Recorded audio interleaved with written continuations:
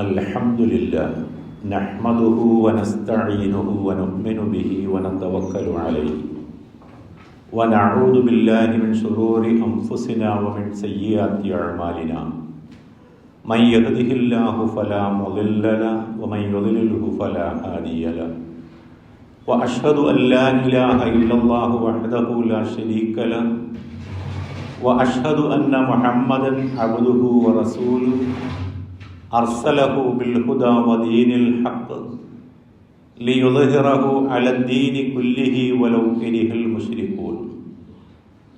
അല്ലാഹുമ്മ സല്ലി അലാ മുഹമ്മദിൻ വഅലാ ആലി മുഹമ്മദ് കമാ സല്ലൈത അലാ ഇബ്രാഹീമ വഅലാ ആലി ഇബ്രാഹീം ഇന്നക ഹമീദും മജീദ്. അല്ലാഹുമ്മ ബാരിക് അലാ മുഹമ്മദിൻ വഅലാ ആലി മുഹമ്മദ് കമാ ബാറക്ത അലാ ഇബ്രാഹീമ വഅലാ ആലി ഇബ്രാഹീം ഇന്നക ഹമീദും മജീദ്. അമ്മാ ബഅദു ഫഇന്ന അസ്ദഖൽ കിതാബി കിതാബുല്ലാഹ് വഖൈറസ് സുനനി സുനനു മുഹമ്മദിൻ സല്ലല്ലാഹു അലൈഹി വസല്ലം വശർറൽ ഉമൂരി മുഹദസാത്തുഹാ വകുല്ല മുഹദസത്തിൻ ബിദ്അ വകുല്ല ബിദ്അത്തിൻ ളലാല. യാ അയ്യുഹല്ലദീന ആമനൂ ഉസീകും അവ്വലൻ ബിതഖ്വല്ലാഹ്. അഊദു ബില്ലാഹി മിനശ് ശൈത്വാനിർ റജീം. ബിസ്മില്ലാഹിർ റഹ്മാനിർ റഹീം.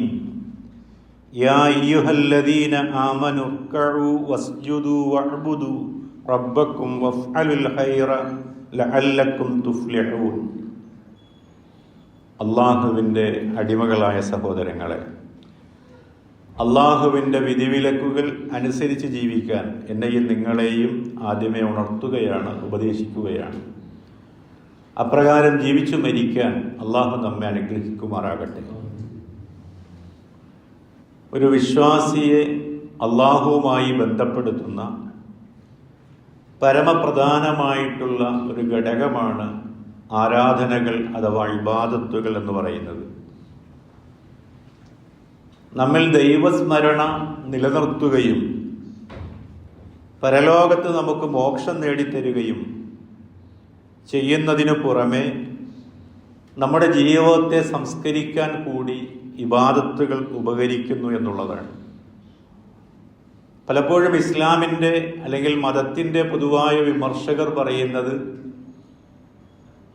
ദൈവവിശ്വാസികൾ നഷ്ടപ്പെടുത്തുന്ന ഈ സമയം ദേശീയ പുരോഗതിയുടെ, രാജ്യ പുരോഗതിയുടെ ഒക്കെയും വളർച്ചയിൽ വലിയ ദുസ്വാധീനം ചെലുത്തുന്നുണ്ട് എന്നുള്ളതാണ്. ഓരോ സമയങ്ങളിലും നമസ്കരിക്കുന്ന നമസ്കാരത്തിൻ്റെ സമയവും മറ്റിതര ആരാധനകൾക്ക് വേണ്ടി ചെലവഴിക്കുന്ന സമയമൊക്കെ തന്നെയും നഷ്ടമാണ് എന്ന് വിമർശിക്കുന്ന വിമർശകരും ഒരു ഭാഗത്തുണ്ട്. അപ്പോൾ ഇസ്ലാമിൻ്റെ ഇബാദത്തിനെ അതിൻ്റെ ലക്ഷ്യങ്ങളിൽ നിന്ന് കൃത്യമായി പഠിക്കാൻ നമുക്ക് സാധിക്കേണ്ടതുണ്ട്. ഇബാദത്ത് എന്ന വാക്കിന് ഭാഷയിലുള്ള അർത്ഥം മിനദ്ദില്ല, പാകപ്പെടുക എന്നതാണ്. ത്വരീഖുൻ മുഅബ്ബദുൻ എന്ന് പറഞ്ഞാൽ പാകപ്പെട്ട വഴിക്ക് പറയുന്നതാണ്.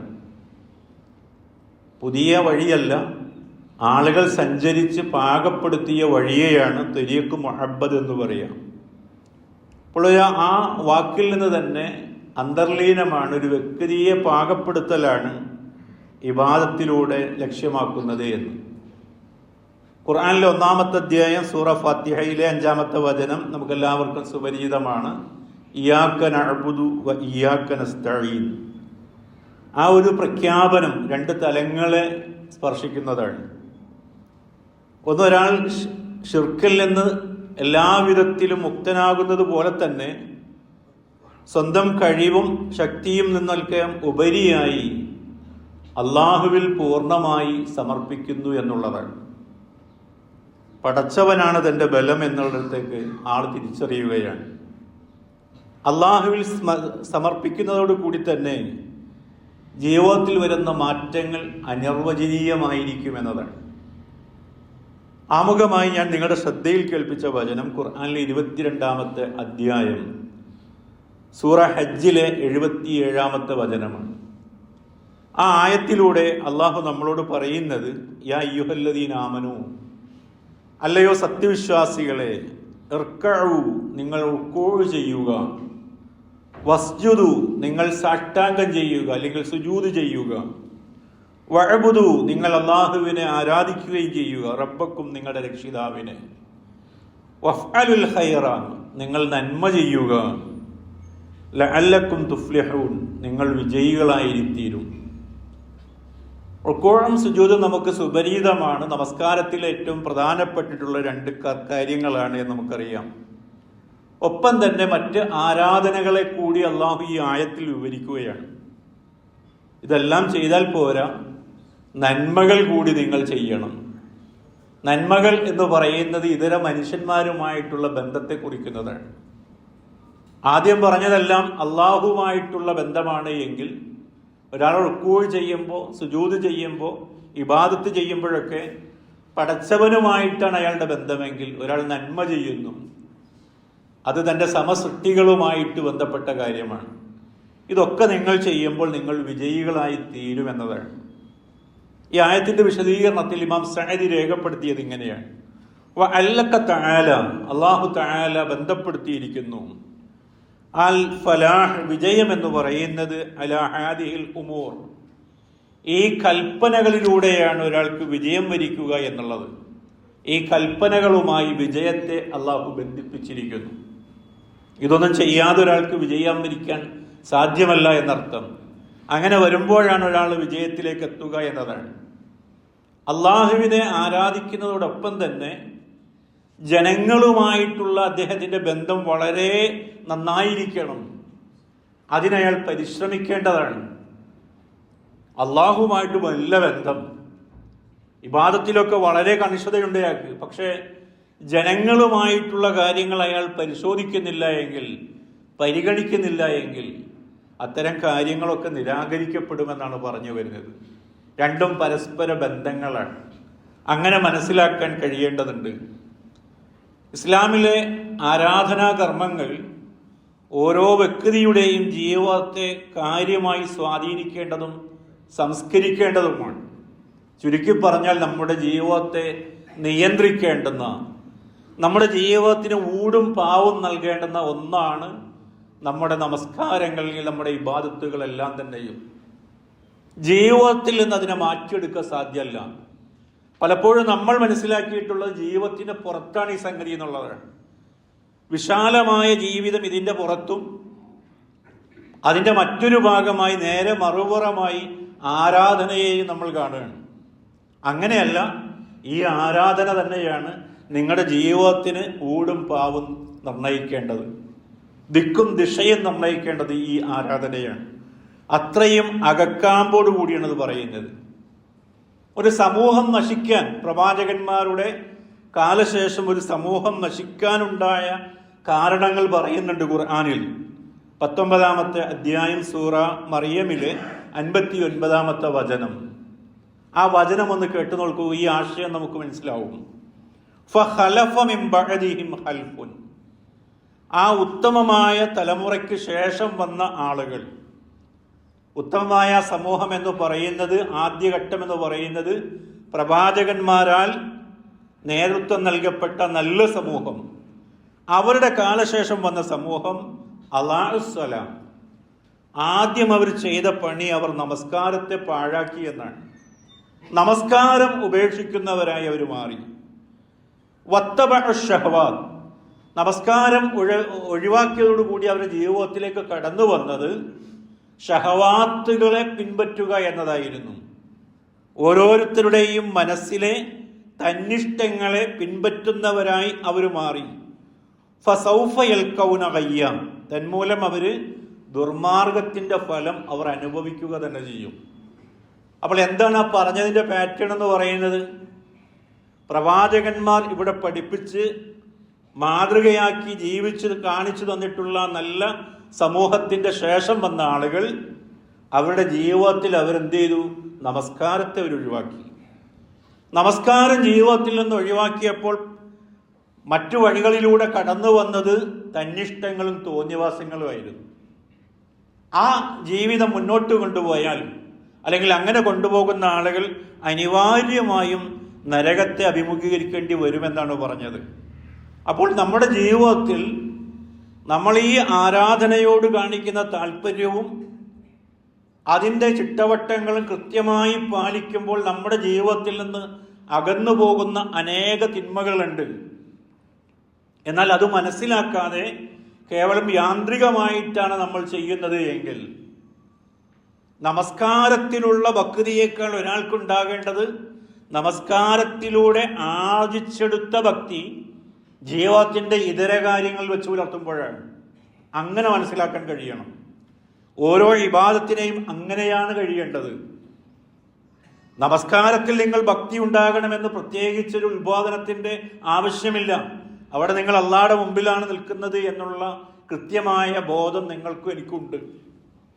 എന്നാൽ അതിലൂടെ നേടിയെടുക്കുന്ന ജീവിത സംസ്കാരം എന്ന് പറയുന്നത് ജീവിതത്തിൻ്റെ വിശാലമായ മേഖലകളിൽ നിങ്ങൾ വച്ചു പുലർത്തുന്ന നിങ്ങളുടെ മറ്റു ഇടപെടലുകളിലൊക്കെയും വച്ചു പുലർത്തുന്ന കൃത്യമായ സംസ്കാരത്തെ പറ്റിയാണ് പറയുന്നത്.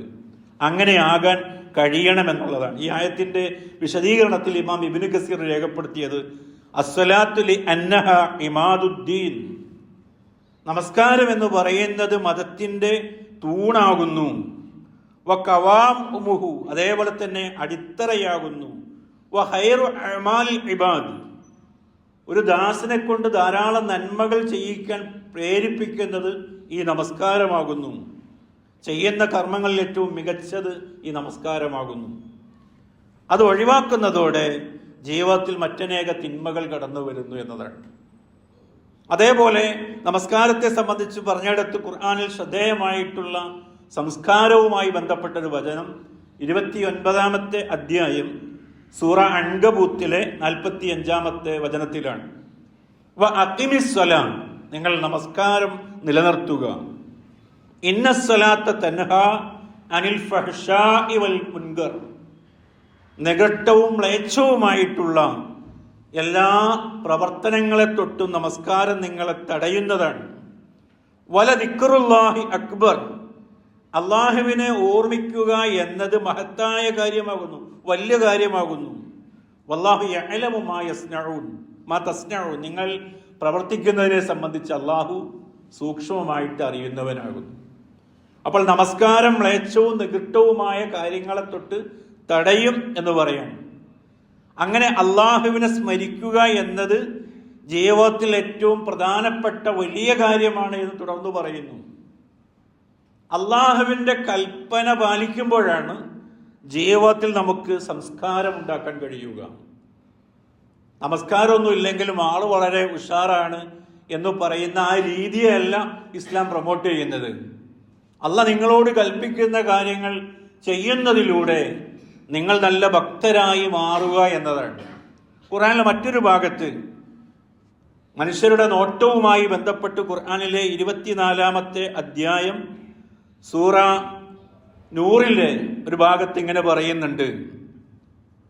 അള്ളാഹു നമ്മളോട് കൽപ്പിക്കുന്നുണ്ട്, നിങ്ങൾ നിങ്ങളുടെ നോട്ടം ക്രമീകരിക്കാൻ വേണ്ടി പറയുന്നുണ്ട്.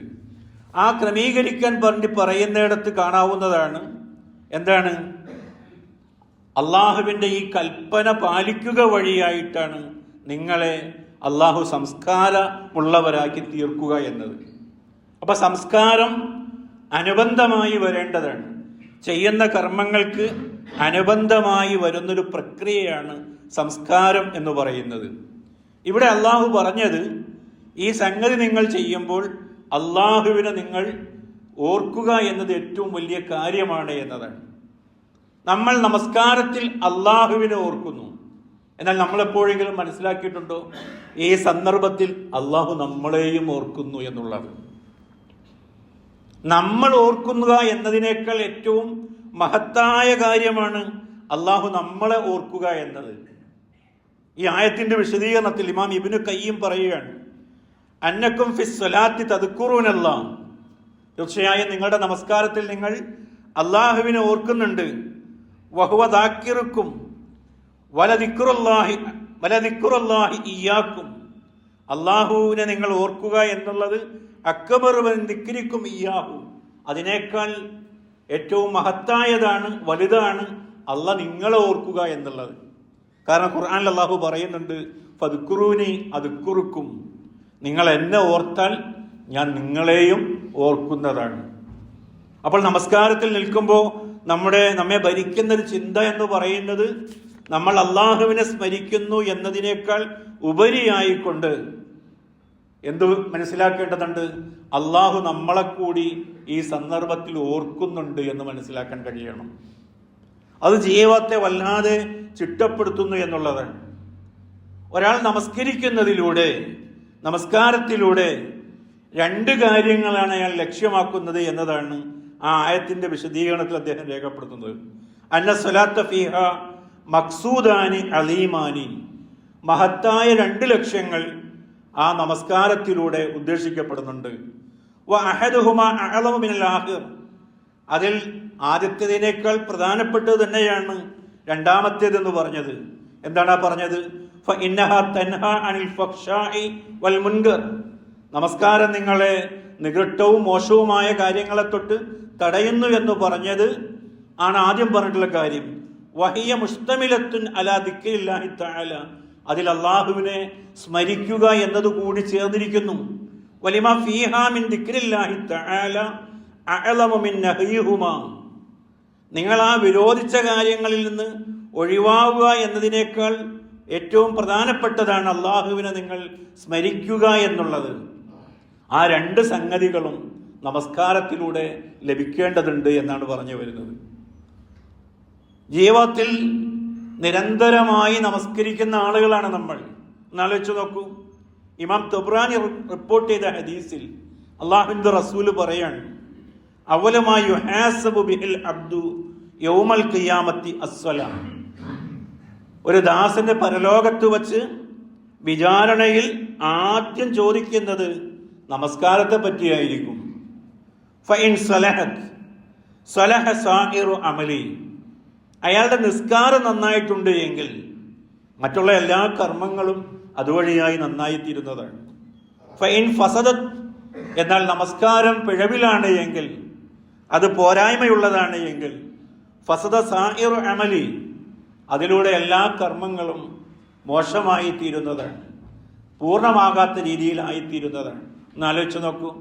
അപ്പോൾ ജീവിതത്തിന് ഊടും പാവും നിർണ്ണയിക്കേണ്ടുന്ന, ദിശ നിർണ്ണയിക്കേണ്ടുന്ന, ജീവിതത്തെ സംസ്കരിക്കേണ്ടുന്ന ഏറ്റവും പ്രധാനപ്പെട്ട ഒന്നായിട്ടാണ് അള്ളാഹു നമ്മളെ എന്തു പഠിപ്പിക്കുന്നത്? ഈ നമസ്കാരത്തിലൂടെ പഠിപ്പിക്കുന്നത്.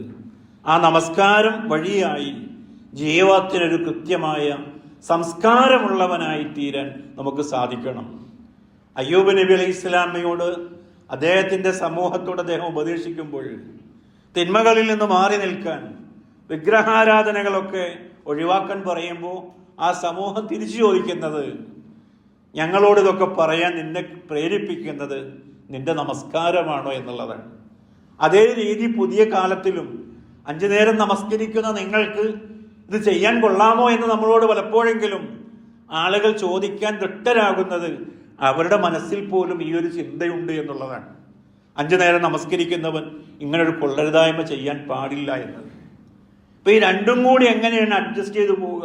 ജീവിതത്തിൽ അങ്ങനെ പോകുന്നൊരു സന്ദർഭം ഉണ്ടായിക്കൂടാ എന്നതാണ് ആവർത്തിച്ച് ഈ പാഠങ്ങളൊക്കെ നമ്മെ ഉണർത്തിക്കൊണ്ടിരിക്കുന്നത്. നമസ്കാരം കഴിഞ്ഞാൽ ഒരു വിശ്വാസിയുടെ ജീവിതത്തിലെ ഏറ്റവും പ്രധാനപ്പെട്ട ഒരു സംഗതിയാണ് സക്കാത്ത് എന്ന് പറയുന്നത്.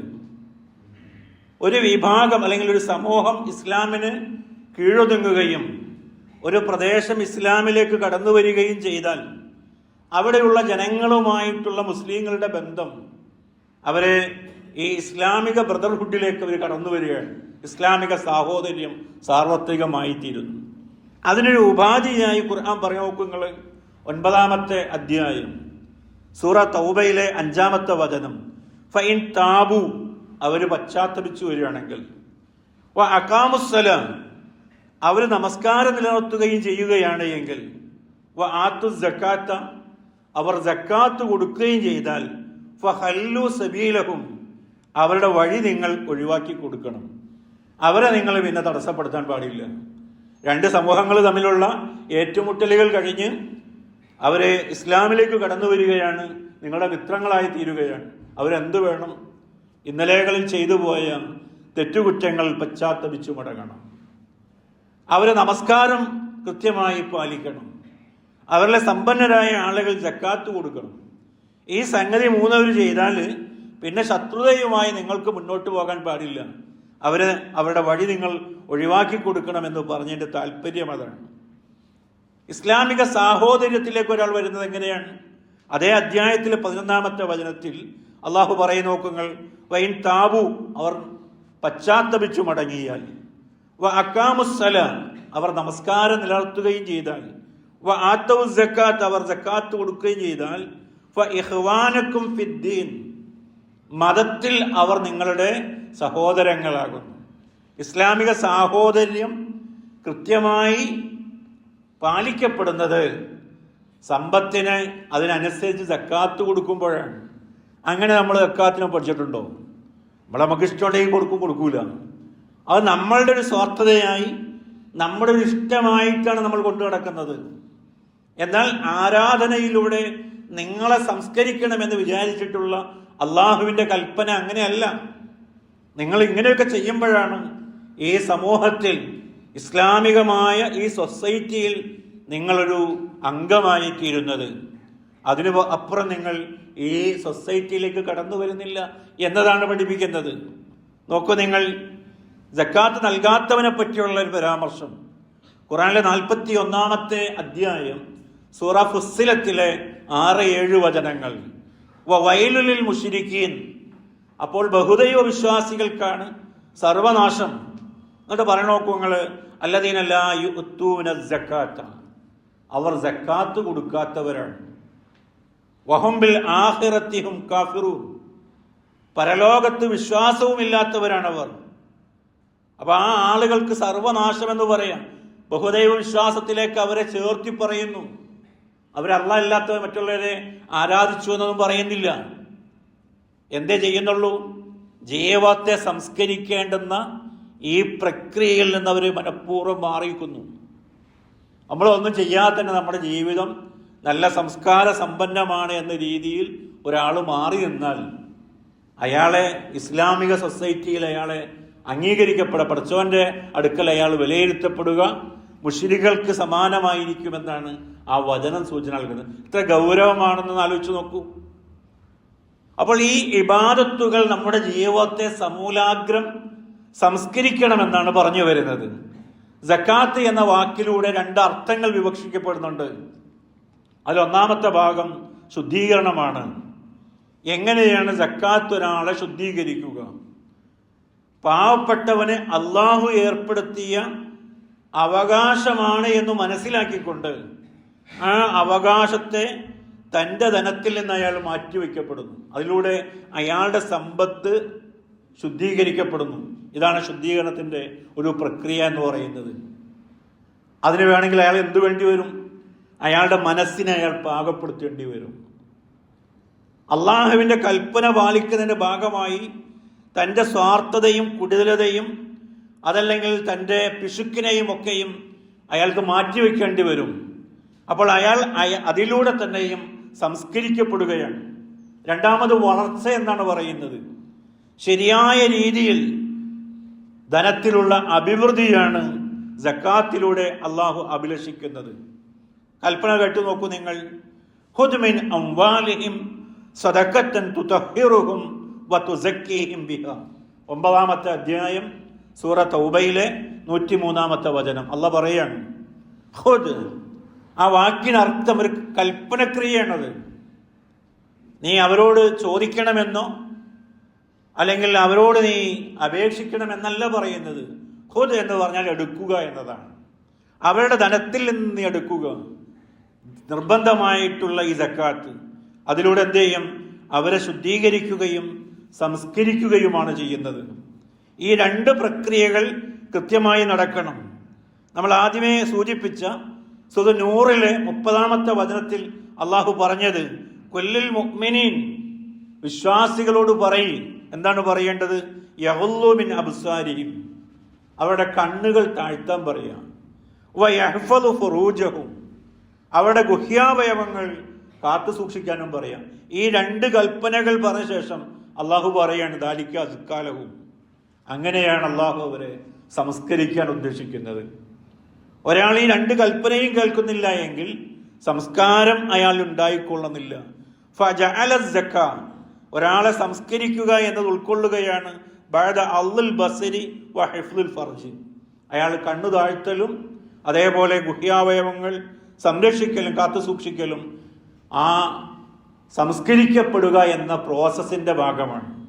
അങ്ങനെ വരുമ്പോഴാണ് സംസ്കാരം ഉണ്ടാവുക. ജീവിതത്തിൽ അള്ളാഹു എന്താണോ കൽപ്പിച്ചത് ആ കൽപ്പനകൾ കൃത്യമായി പാലിക്കുക എന്നുള്ളതാണ്. ഈ ആയത്തിന്റെ വിശദീകരണത്തിൽ സൂറത്ത് തൗബയിലെ 103-ാമത്തെ ആയത്തിന്റെ വിശദീകരണത്തിൽ ഇമാം തുബരി പറയാണ്, തുനമ്മീഹിം വതർഫഉഹും ഫീ ഹസീസി മനാസിലി അഹ്ലുൻ നിഫാഖ്, മുനാഫിക്കുകളുടെ ജീവിത നിലവാരത്തിൽ നിന്നും ഇലാ മൻസലിൽ അഹ്ലുൽ ഇഖ്ലാസ്, നിഷ്കളങ്കതയുടെ ഒരു വിധാനത്തിലേക്ക് ഈ പ്രക്രിയയിലൂടെ അള്ളാഹു ഒരു വിശ്വാസിയെ ഉയർത്തുന്നു എന്നുള്ളതാണ്. ഏത് പ്രക്രിയയിലൂടെ? താൻ സമ്പാദിച്ചുണ്ടാക്കിയ സമ്പത്തിൽ നിന്ന് അള്ളാഹുവിൻ്റെ കൽപ്പനയെ മാനിച്ച് അയാളുടെ സക്കാത്ത് കൊടുത്തു വീട്ടിയാൽ നിഫാക്കിൽ നിന്ന് അയാൾ മാറിപ്പോകും. എന്നിട്ട് അയാളുടെ സ്ഥാനം നിഷ്കളങ്കന്മാരായ അള്ളാഹുവിൻ്റെ ദാസന്മാരുടെ തലത്തിലേക്ക് അദ്ദേഹത്തെ അള്ളാഹു ഉയർത്തുമെന്നാണ് പറയുന്നത്. ഇങ്ങനെ ഇബാദത്തിനെ നമ്മൾ സൂക്ഷ്മമായി പരിശോധിച്ചാൽ ആ പരിശോധനയിൽ നമ്മൾ അമ്പരന്നു പോകും. അത് ജീവിതത്തിൽ നമ്മെ എത്രമാത്രം സ്വാധീനിക്കേണ്ടതുണ്ട് എന്ന് നമുക്ക് മനസ്സിലാക്കാൻ കഴിയും. അതിലൂടെയാണ് ഇസ്ലാം ഒരു സമൂഹത്തെ ഏറ്റവും കൊള്ളാവുന്ന കുൻതും ഖൈറ ഉമ്മ, നിങ്ങൾ ഉത്തമ സമൂഹമാണ് എന്ന് അള്ളാഹു പറയുന്നത് ഈ ഒരു പ്രക്രിയയിലൂടെ കടന്നു വന്നിട്ടുള്ള ആ കൽപ്പനകളെല്ലാം ജീവിതത്തിൽ കൃത്യമായി പാലിച്ചതിലൂടെ വളർന്നു വരുന്ന ഒരു തലമുറയെ അല്ലെങ്കിൽ ഒരു സമൂഹത്തെ നോക്കിയിട്ടാണ് അള്ളാഹു പറയുന്നത് നിങ്ങൾ ഉത്തമരായ സമൂഹമാണ് എന്നുള്ളത്. ആ രീതിയിൽ ജീവിതത്തെ ഇബാദത്ത് കൊണ്ട് പരിവർത്തിപ്പിക്കാൻ ഞാനും നിങ്ങളും പരിശ്രമിക്കുക. അള്ളാഹു അതിന് നമ്മെ അനുഗ്രഹിക്കുമാറാകട്ടെ. അസ്തഗ്ഫിറുല്ലാഹ ലീ വലക്കും വലിജമീഇൽ മുസ്ലിമീന അസ്തഗ്ഫിറൂ ഇന്നഹു ഹുവൽ ഗഫൂറുർ റഹീം.